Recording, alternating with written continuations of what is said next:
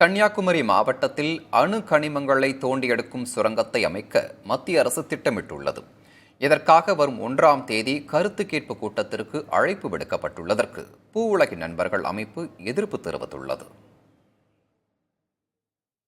கிள்ளியூர் தாலுகாவிற்கு உட்பட்ட கீழ்மிடாலம், மிடாலம், இணையம், புத்தந்துறை, ஏழுதேசம், கொல்லங்கோடு ஆகிய கிராமங்களில் உள்ள சுமார் 1144 ஹெக்டேர் பரப்பிலான பகுதிகளில் அணு கனிம சுரங்கங்களை அமைக்க மத்திய அரசின் பொதுத்துறை நிறுவனமான IREL திட்டமிட்டுள்ளது. இதற்கு தமிழக அரசின் ஒப்புதலையும் மத்திய சுரங்க அமைச்சகத்தின் ஒப்புதலையும் பெற்றுள்ளது. இந்த சுரங்கத்தின் மூலம் மோனோசைட் என்ற கதிரியக்க தன்மை கொண்ட கனிமத்தை அகழ்ந்தெடுக்க திட்டமிடப்பட்டுள்ளது. புதிய சுரங்க குத்தகை மூலம் ஆண்டுக்கு 1.5 மில்லியன் டன் மூலப்பொருட்கள் 40 ஆண்டுகளுக்கு எடுக்கப்படும் என தெரிவிக்கப்பட்டுள்ளது. அகழ்ந்து எடுக்கப்படும் கனிம படிமத்தில் அணு கனிமங்களின் அளவு 10 விழுக்காடு முதல் 22 விழுக்காடு வரை இருக்கலாம் என கூறப்படுகிறது. இந்த சுரங்கத்தை அமைக்க பூ உலகின் நண்பர்கள் அமைப்பு எதிர்ப்பு தெரிவித்துள்ளது. அனுமதி அளிக்கப்பட்ட 1144 ஹெக்டேர் பரப்பளவில் 353 ஹெக்டேர் பரப்பளவு பாதுகாக்கப்பட்ட கடலோர மண்டலத்தில் வருவதாக தெரிவிக்கப்பட்டுள்ளது. இத்திட்டம் அமையவிருக்கும் இடம் இயற்கையாகவே அதிக கதிரியக்க தன்மையுடைய பகுதிகள் என தெரிவித்துள்ளது.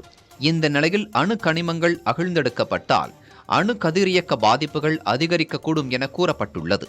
நெல்லை, தூத்துக்குடி, கன்னியாகுமரி மாவட்டங்களில் உள்ள 75 கடலோர கிராமங்களில் ஏறத்தாழ 50 கிராமங்கள் ஏற்கனவே தாது மணல் கொள்ளையால் பாதிக்கப்பட்டுள்ளதாக பூ உலகின் நண்பர்கள் அமைப்பு குற்றம் சாட்டியுள்ளது. இந்த 3 மாவட்டங்களில் தாது மணல் கொள்ளையால் மீனவ கிராமங்களில் வசிக்கும் பலருக்கு புற்றுநோய், சிறுநீரக பாதிப்பு, தைராய்டு, மலட்டுத்தன்மை, தோல் நோய், ஆஸ்துமா, கருச்சிதைவு உள்ளிட்ட பாதிப்புகள் ஏற்பட்டதாக அந்த அமைப்பு கூறுகிறது. தமிழக கடலோர பகுதிகளில் தாது மணல் உள்ளிட்ட அணு கனிமங்களை அகழ்ந்தெடுக்கும் திட்டங்கள் முற்றிலுமாக கைவிடப்பட வேண்டும் என பூ உலகின் நண்பர்கள் அமைப்பு வலியுறுத்தியுள்ளது. தோல் வியாதியில இருந்து கேன்சர் வரைக்கும் இருக்கக்கூடிய பல்வேறு விதமான நோய் பிரச்சனை அப்படிங்கிறது அந்த பகுதியில் ஆல்ரெடி இருக்கு.